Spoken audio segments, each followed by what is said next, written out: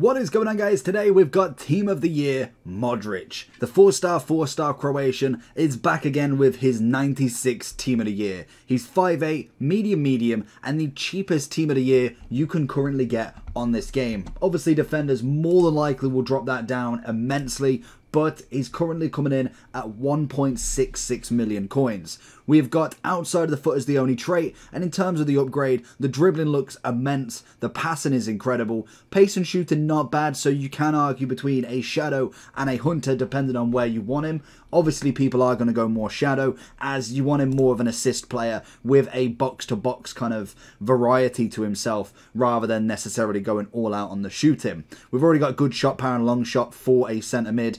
Strength-wise, not as good as the other two, which we'd kind of expect. Obviously, coming in a little bit shorter, and he is more of a dribbler magician than necessarily anything else. This card looks like he should be incredible. With a shadow, you've got 93 pace, 92 defending, and I'm interested. Sub 2 million coin icon, Team of the Year. Let's have a look what the Croatian can do. Are you tired of using players like this? I would much rather have teams more like this. Then I recommend going over to skycoach.gg for all of your coaching and coins needs. They are cheap, fast and reliable, but at the checkout make sure you are using code JT11 for a discount on your orders. Back to the video. Into Modric already. Let's have a look at this dribbling. He's got a bit of pace on him as well. Go for the shot across. Good block. He's not going to win that header, I can tell you that. But Bellingham and KDB's pace is absolutely immense, so I'm expecting the same difference between the two. If you want to go check out both of them, they're all on the channel after Modric is up, so let me know what you think about them. Straight in that pass, that's lovely. Little 1-2 if we can.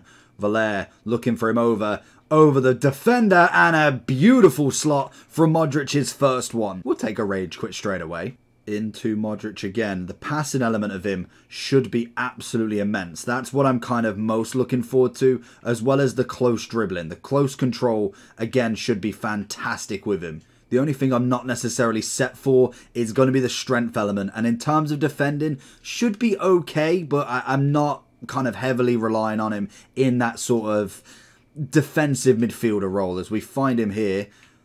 Little turns left, right. It's very nice as we try and find him all the way through. Across goal.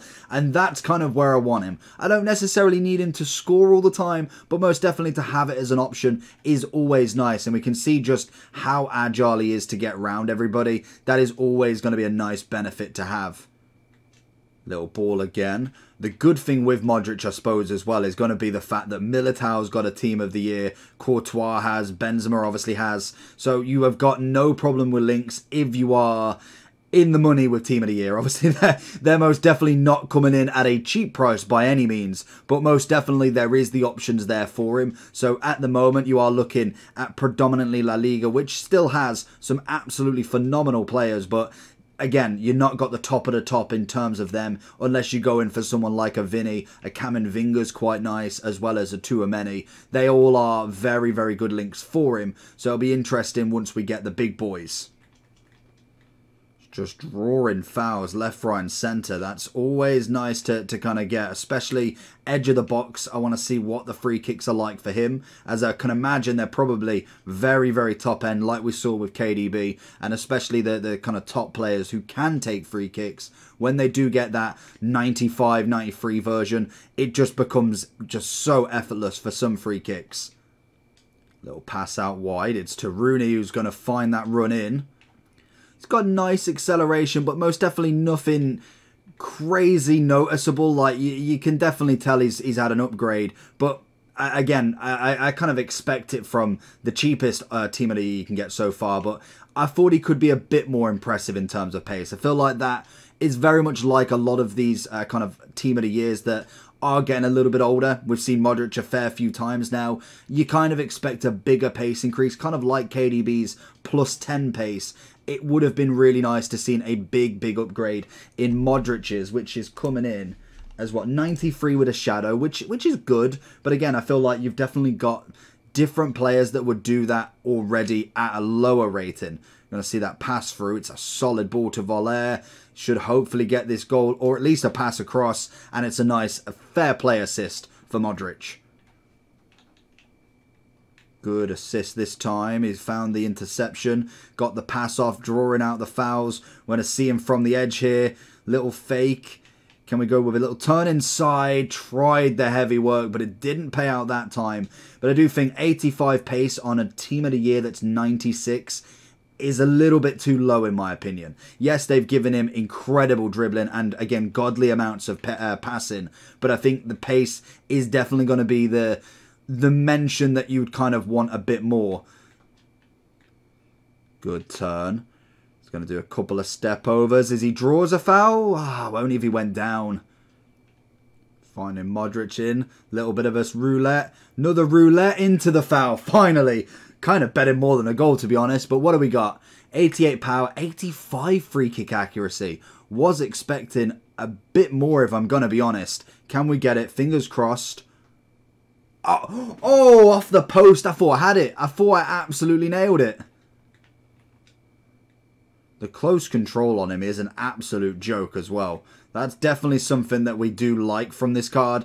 Just in general, just being able to kind of toy with the ball at a very, very top end speed, especially when you are in behind everybody. That's always going to be a nice little movement that you can kind of produce. Yes, he will get taken a few times, and strength isn't necessarily his biggest kind of play, but what is that? What? I didn't even see the end of that. But in general, I feel like he's definitely got a card that could be suited towards more of an attacking cam / CM. Every day I knew he was going that way. But I feel like you could argue that maybe having 3 centre mids, he would be the cam. Having a box-to-box or 2 CDMs would actually be a really nice option for him, just to give him that little bit of more support so he doesn't have to heavily come back.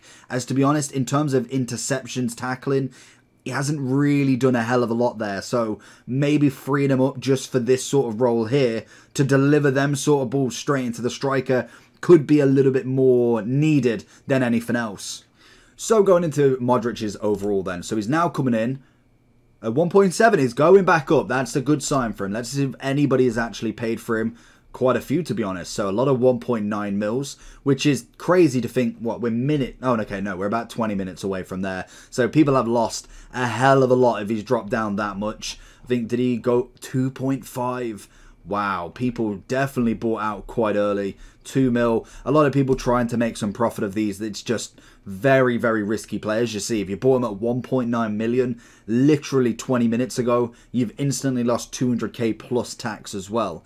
With this card, in terms of the 3 centre mids, I'd say he's technically not necessarily the worst, because I feel like that is definitely the wrong kind of phrase to use, but he's not as good as the two kind of Bellingham and KDB. Like I say, he's still very good in his own right, but I do think he plays a different role completely. KDB is definitely more tailored towards a box-to-box now, but heavily reliant on his attacking to really push him through. But with a shadow, you get a nice base on him. Bellingham is definitely a box-to-box through and through. Got the defending, got the shooting, dribbling, passing, everything is there. Modric is very similar with a 4-4, but less defending than obviously what he's got attacking. So once you go with the defending, you get the 92, you get the 93 pace. Always nice, but like I say, could have definitely done with a little bit more of an upgrade there, because if we go, we reset it. What was his pace? 75. What was KDB's pace, actually? Because I know he was very similar in that aspect. So KDB's gone up to 85 as well. That's very strange. Let me do a comparison, because KDB felt so much quicker. I don't know if it's the sprint speed. I've just clocked that that's very, very low. So if we look at the sprint speed between them, even then, it's not really like it's done loads. It might just be body types then. Because if we go shadow on both of them, obviously they both get the same upgrade in terms of what they need.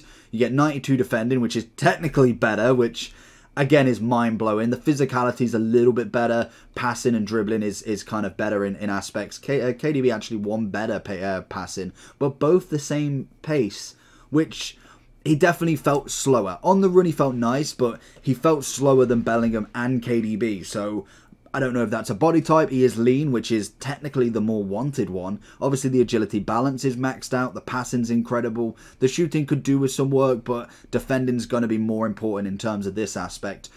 it's just a strange one. I feel like if you play him more as the passing guy, somebody who isn't necessarily running everywhere, he's going to work really well in that sort of scenario. I'm interested he can't actually be any other position. I swear he could have been a cam, but by the looks of it, he's just got one position, which, again, is not a problem. In-game is always meant for a reason. I think a shadow on him is definitely the best way to go. Still a 10 out of 10 player, most definitely until Team of the Season, where we get these cards caught up with. We get the 94s, the 97s everywhere. It's just going to be a stronghold with that midfield. All of the Team of the Years are the best of the best. You're not going to get a better Modric card until Team of the Season now. Because they've given them wiggle room, obviously not putting any 99s, there is chance of an upgrade with Team of the Season, which I'm all for and all for against. I do think Team of the Year, rating wise, has lost its prestigious kind of, that is the 99 Mbappe, that is the 99 Messi. It's now waiting for Team of the Season to get the 99. Same with Modric. He's not a 97 or a 98.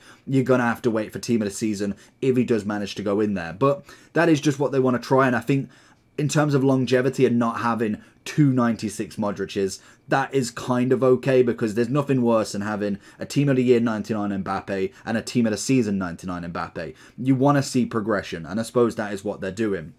But in terms of this card, still incredible. Passing's brilliant, dribbling's nice. Obviously the free kicks are average compared to some of the ones we have seen. Pace is okay, shooting's alright. Physicality, other than the stamina, it's kind of a bit average, which we'd expect from him. I'm not expecting him to win strength battles, and hence I'd put him more as a cam rather than a box-to-box, just because the physicality is just not there with him. But let me know down below what you think about Modric. Again, let me know if you managed to pack any of these Team of the Years. We are going now until the defenders, and then we get the full team and the 12th man. Let me know down below what you think, and I'll catch you all for the next one. Peace.